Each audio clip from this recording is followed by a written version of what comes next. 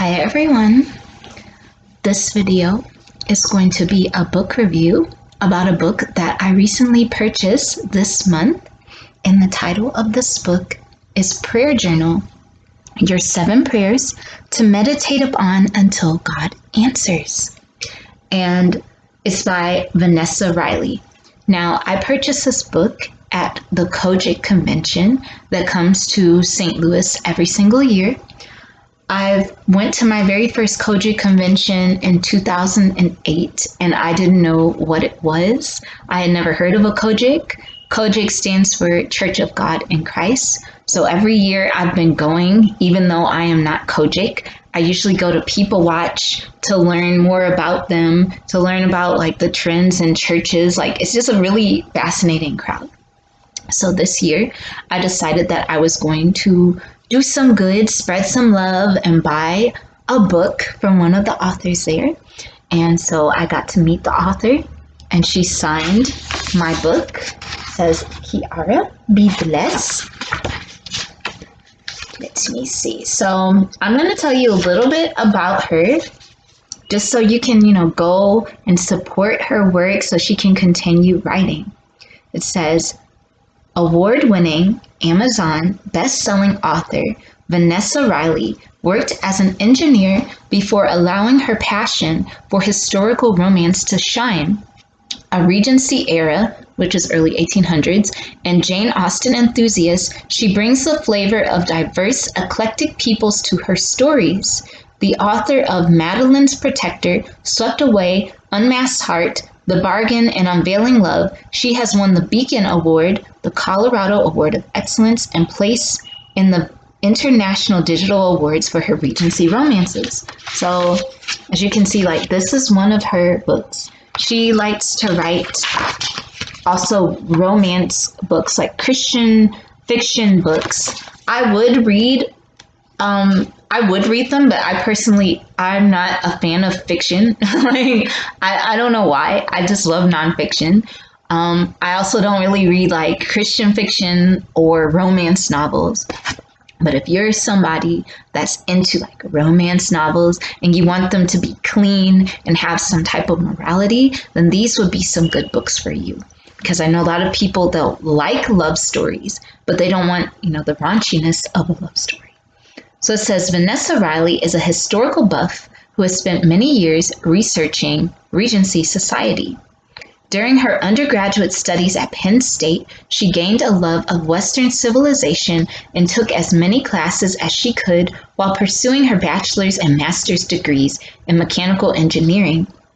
Her love of history has given her a passion for conducting precise research in architecture, customs, and rituals of the time.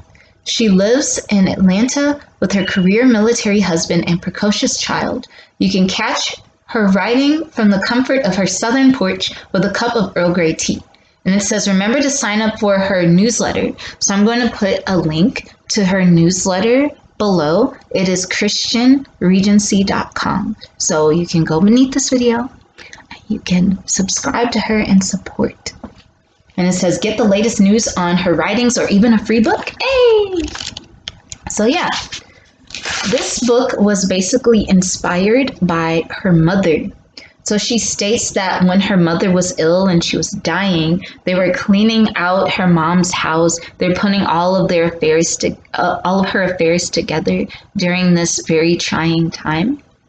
And it says that when she was going through one of her boxes, she found a lot of notes in one of the boxes.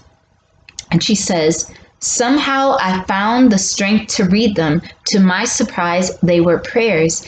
Decades worth of prayers for her family sat in the drawers. I gained a new understanding of who my mother was called to be, a prayer warrior.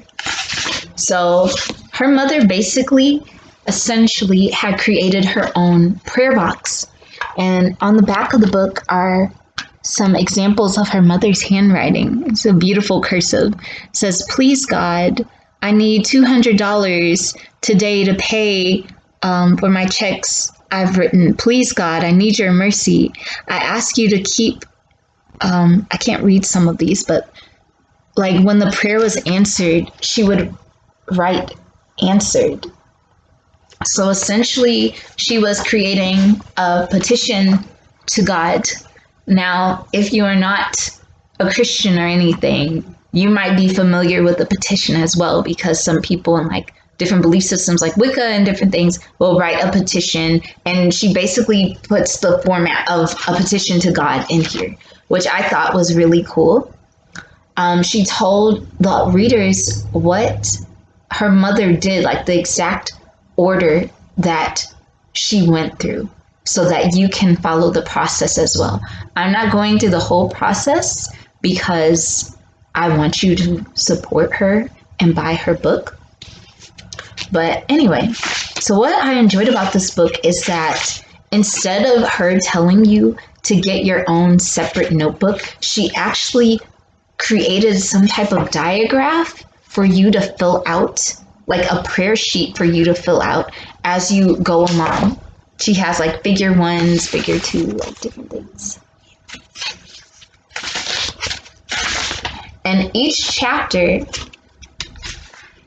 she gives you one type of prayer to focus on. So like prayer 1, beginnings. She says the first prayer can be about anything. Health, protection, favor. Nonetheless, I always try to put the burden that is most pressing in my spirit on my list first. What circumstance has you up at night? What is making you worry or fear? Take that to the Lord. Write it down and pray over it continually. So you know that if you are religious or spiritual, that when you are placing a lot of energy towards something that you want, it is going to come to pass. It even says so in the Bible. It says, whosoever say unto this mountain, be thou removed, and be thou cast into the sea, and does not doubt in his heart, but believeth that the things he saith shall come to pass, he shall have whatsoever he saith. Some prayers you can say one time, and it'll just, boom, it'll come true. I mentioned in another video in the past, I did this prayer for my boyfriend at the time to get more money. And I stood in the room and I yelled and I said, I will not leave from this spot until he gets the money that he wants today, not tomorrow, not yesterday, right now. And the moment I said that prayer, one of his coworkers got into an argument with the boss, stormed out and quit, and he got full-time hours. Sometimes a prayer can work like that. You even read of people in the Bible that are just wrestling for their prayers. Like I think it was Jacob that was just fighting the angel for his blessing. He didn't ask nicely. He fought him. That can be taken as a metaphor as well, where you have to fight your own self in order for your blessings to come to pass. But then you have other people in the Bible who have prayed unceasingly. Okay, you had Hannah who wanted a child, and she couldn't give her husband a child, so she prayed and prayed and prayed to God that if she could get a child, she would dedicate the child to God. And then she gave birth to Samuel, and she dedicated him to God. I think it was Samuel. Yeah, I think it was Samuel. Yeah, Samuel was the protege of Eli. So she gave her baby to God, and then after that, she had a couple of more children. Then you had Abraham, who believed that his wife, Sarai, who became Sarah, would have a child, even though she was literally like 99 years old. And Sarah laughed about that, but she ended up having Isaac. But of course, when she tried to do things in her own way, Abraham got with Hagar, and Hagar had Ishmael, and that just started a whole nother thing of drama because Sarah tried to do it in her timing instead of God's timing. Another example is, I can't remember, it was Walls of Jericho. I want to say it's the Walls of Jericho, where they walked around the building 7 days, blowing trumpets, or 7 times or 7 days. I don't know. It was a certain amount of time. But some things do take a process.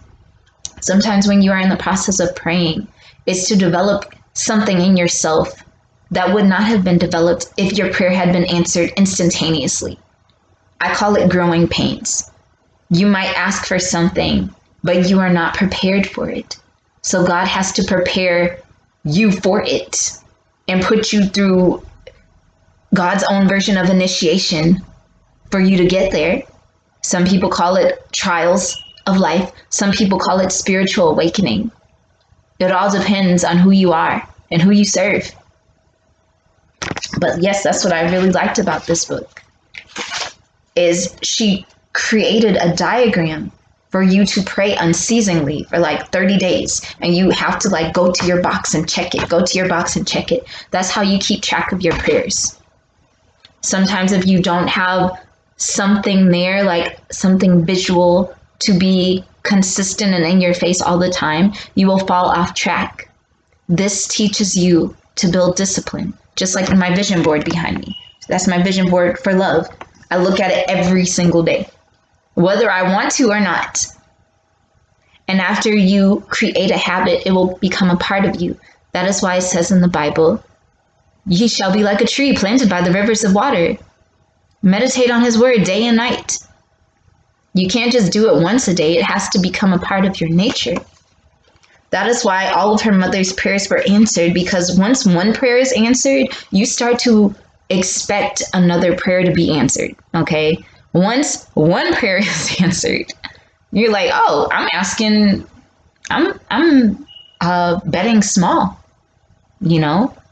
Like this whole apartment I have, this was from a prayer. This was all from a prayer I did maybe a few years ago. I ended up at my first apartment. I lost that one because I got broken into. I said, God, don't let me be homeless. I ended up being transitioned to a safer apartment. I stayed there for 2 or 3 years.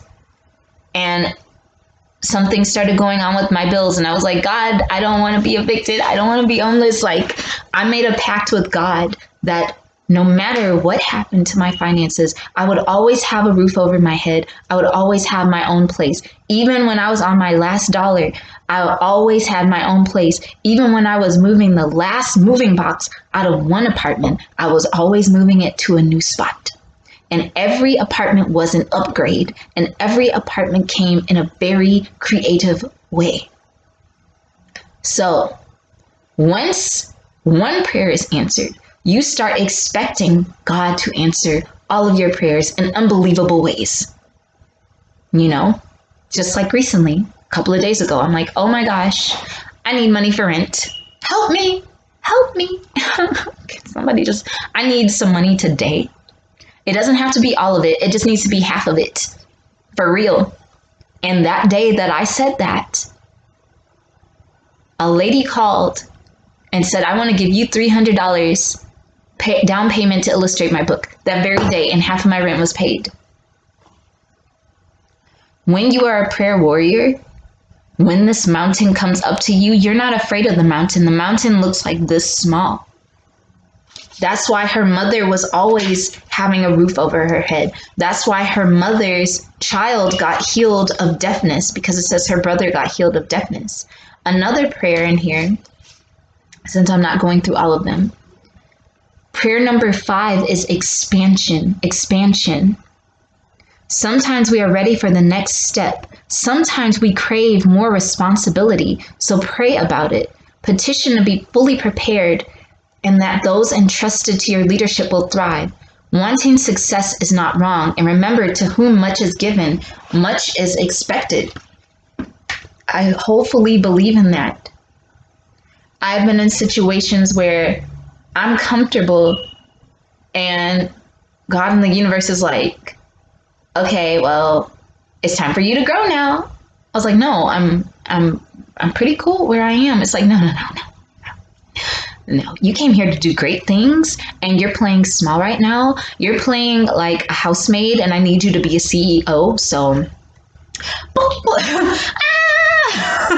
he's just like falling like, what is going on? And God's like, don't worry, I got you. And you're like, ah. Now you're a CEO. That wasn't so bad, was it? That's how God works. if you serve a big God and you say you want to emulate God, then that means you have to play big. You have to play big. God takes care of things big and small. God takes care of little prayers big and small. There was a woman that had a prayer. She was on drugs. She was trying to get off drugs. And she's like, God, I don't believe in you, but I'll believe in you if you can just let me have a good night's rest. And she just blacked out and had the most peaceful sleep in her entire life. And that is how she came to believe in God. Others are like, God, I won't believe in you until you heal my body. And all of a sudden, instantaneously, their cancer vanished. Their debt vanished in an instant.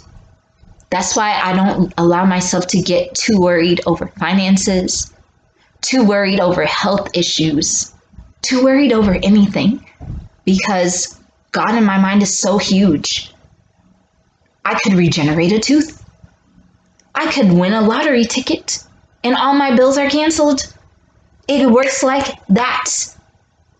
If a baby can go boop and be conceived and take 9 months to flourish into a new creation, what is a tooth? What is a bill? It's nothing to God.